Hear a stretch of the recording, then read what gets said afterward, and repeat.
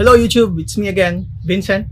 And in today's vlog, I'm going to share with you guys yung experience ko sa pag-alaga ng plant na to. This is what you call an Aglaonema. This is just one of the type of Aglaonemas family talaga. And I would like to thank everyone for going back in this channel, for watching this video, and for those na nag-subscribe or for those na naka-subscribe na dito sa channel ko. And for those naman na hindi pa nakakapag-subscribe, if you like plants, please consider subscribing and hit that notification bell in order for you to be notified every time that I upload a plant vlog. So now, before we go into my experience sa pag-alaga ng Aglaonema, I just want to thank talaga one of the most generous person, one of the nicest person that I know, and then also one of the most genuine person talaga for giving this to me.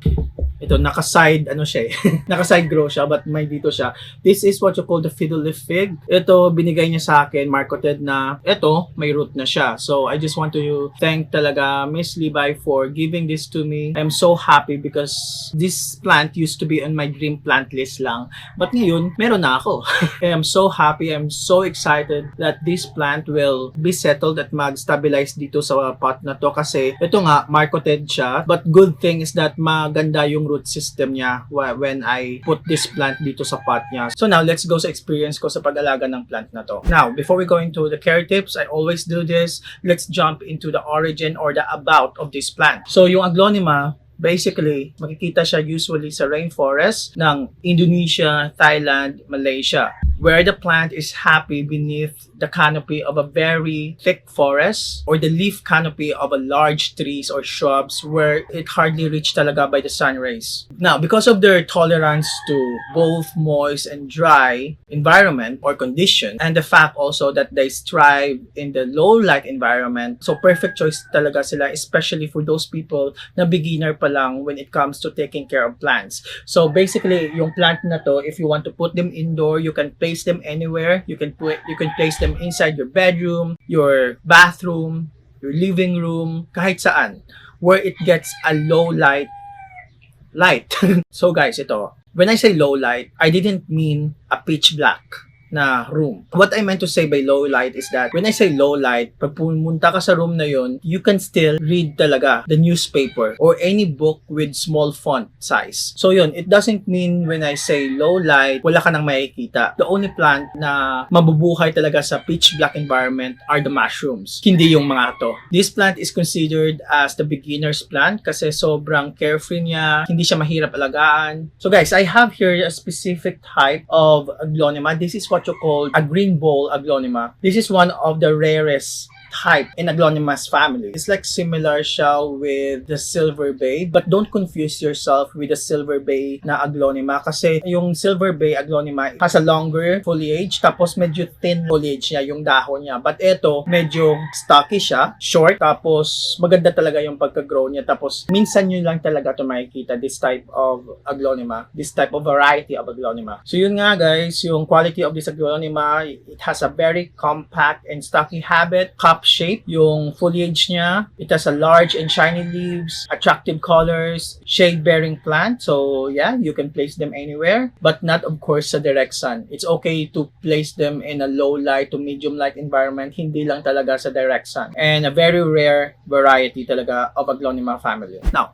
I want to talk about the light requirement of this plant. The light requirement of Aglaonemas across the board, the rule of thumb there is that the more colorful the leaves or the more brighter the leaves of the Aglaonema across the board, aside from green, if you want the plant to maintain its color, if you want the plant to maintain its parang variegation niya or color niya, mas prefer ng mga plant na yun, yung mga variety of that Aglaonema to be placed in a well-lit environment. I said prefer kasi mabubuhay din naman sila kahit sa medium to low light environment. The only thing or the only downside about the more colorful ones or the more lighter foliage varieties of Aglaonema is that parang mawawala yung color niya. Parang mawawala yung pagka-colorful niya aside from green kasi if you're going to place them in an area, for example, like this one, it has, even though may green siya sa side niya, yung sa center niya, meron siyang parang lighter shade of green. If I'm going to place this plant sa area where it gets low light to medium light lang, yung variegation niya sa center will turn into more greenish type of color kasi that's how the plant across the board will compensate with the lack of light. So gagawin ng defense mechanism ng plant is that since walang abundant light sa environment nila, so yung gagawin niya is that magpuproduce siya ng madaming chlorophyll. We all know that chlorophyll makes the plant greener, di ba?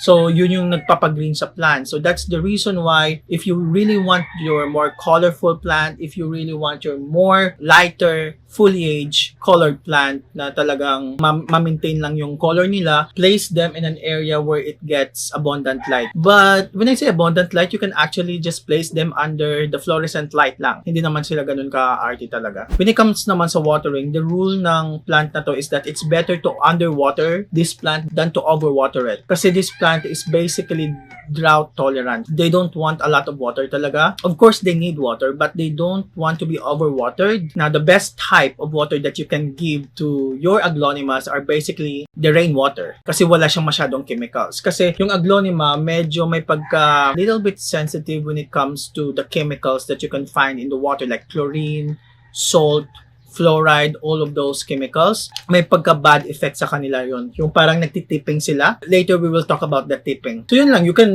water this plant siguro once a week or once every 2 weeks.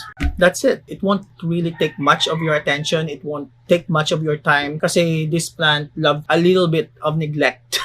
Now, when it comes to temperature naman, kasi nga, this plant came from rainforest. We all know that the rainforest is a little bit warm. Yun, with that being said, they love to be in a warm environment. Good thing dito sa room ko, sobrang warm talaga. Sobrang init talaga, hindi warm. The good thing about the aglaonema is that yun lang yung preference nila ha. But the good thing about aglaonemas is that yung temperature range niya is sobrang wide. So you can basically place them in a room where there is an AC system. Hindi naman sila mamamatay pag cold yung environment nila. But wag lang yung sobrang cold talaga. At ayaw nila yung sobrang bilis ng pag-change ng environment like draft or sudden change of, for example, sobrang lamig tapos maiinitan sila agad. Ayaw nila ng ganun. Baka magkakaroon ng adverse effect sa kanila yon.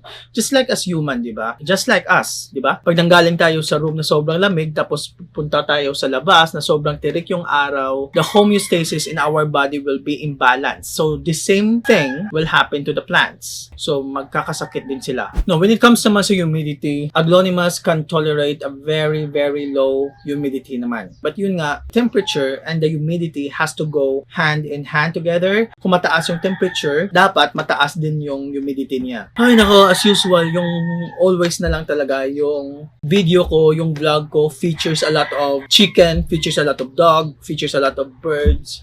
Nahihirapan na talaga ako sa kanila. Nakakairita na minsan yung mga animal na to. Let's go na to the fertilizer. When it comes to fertilizer naman, this plant doesn't really need a lot of fertilizer. Yung iba nga, di nila talaga binibigyan to ng fertilizer. But yung sa akin, hindi ko pa siya nabigyan ng fertilizer ever, but I will give this plant some Osmocote, which is a controlled release fertilizer para hindi siya mamatay or para hindi siya masunog. So that's basically, I think Osmocote is one of the best fertilizer that you can put sa plant nyo or that you can give sa inyong plants. I'm not advertising anything ha. Yun lang yung ginagamit ko talaga or yun lang yung gagamitin ko talaga. Now, for the toxicity of this plant, medyo moderate lang yung pagka-toxic niya. Unlike the Dieffenbachia or the Damkane, unlike the ZZ plant, yung mga plants na yon killer talaga sa toxicity. But ito medyo moderate lang. But of course, you still have to be careful, especially if you have some kids around na kinakain lahat ng makita nila or kinakain lahat ng mahawakan nila. If you have some pets, still kahit moderate to, you still have to be careful when it comes to toxicity of your plants. I think the only plant talaga that doesn't really have some toxic on it, ornamental indoor plants that doesn't have toxic are the calatheas. So yun, parang yun lang yung plant na alam ko na parang wala masyadong toxic. Now, for the common problems of this plant is that this plant tend to have some tippings.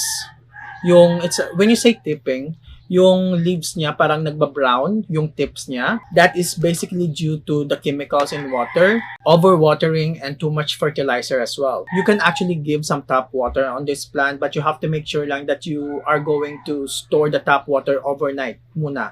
And then give the half tap ng water sa plant nyo. Wag yung bottom half ng water kasi medyo sensitive sila when it comes sa tap water kasi usually yung tap water has a lot of chemicals like chlorine, especially pag nanggaling siya sa tank ng city nyo. Those water are being treated with a lot of chemicals. So medyo sensitive sila sa when it comes sa watering. Medyo sensitive sila when it comes sa chemicals ng watering. So ayun, medyo maulan ngayon. So the best thing that you can do is to mag-store kayo ng rainwater tapos yun yung bigay nyo sa kanila.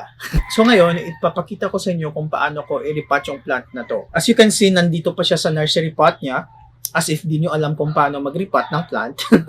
But anyway, yun nga, sa previous video ko, sinabi ko na I will be transitioning slowly yung mga plants ko from plastic pots to clay pots. Kasi the best spot talaga for plants, hands down, to terracotta pots or clay pots. Hindi yung plastic pots talaga. So this will be the pot niya. Hindi naman talaga siya mabigat. May weight lang, but di mabigat. So yun nga, yung medium na gagamitin ko dito are almost carbonized rice hull. Why? Wala lang, gusto ko lang. Madami ako na yun eh. So yun, ito yung gagamitin ko. This is a carbonized rice hull. So I will be putting a lot of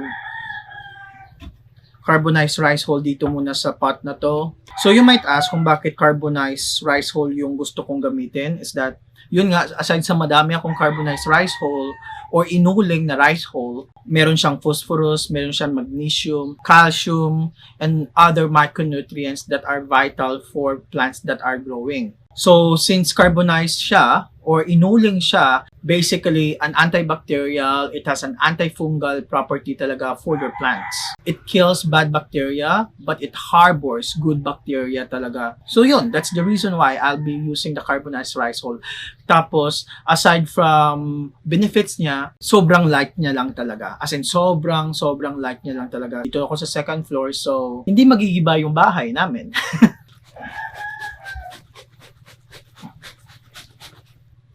Yun. So this is what it looks like. So ang gagawin ko, parang i-compress ko siya para to give room for this plant. I will make a hole sa gitna and then yun, as you can see, sobrang ganda yung root system niya, sobrang laki. I will be placing this here. Yun! So guys, this is how I repot my plant. I don't want to disturb the root system of my plant talaga. So this is what I do lang. Tapos, i-compress ko siya. Just a little bit, wag masyado. Baka kasi masira yung root system niya. Just to stabilize. Just enough to stabilize yung plant natin. So yun na nga. I will be adding some fertilizer. This is what you call an Osmocote Plus. This has the NPK ratio of 18:6:12. There. 18:6:12, which means it has a lot of nitrogen talaga. The benefits of using the Osmocote like this one is that hindi mo siya talaga kailangan bigyan ng fertilizer every now and then. So approximately, yung bibigay natin sa kanya na amount of Osmocote is 5 grams lang. So that amount is good for 4 months na. So with that being said, hindi mo siya kailangan bigyan ng fertilizer every now and then or every month or every other month. So every 4 months mo lang siya bigyan ng Osmocote. So guys, ito siya. Bibigyan ko lang siya. And then you have to make sure lang that the granules will be evenly distributed sa surrounding niya. So it's like a bedding lang talaga. Actually, that's more than 5 grams na. Bakit bo? Gusto ko eh.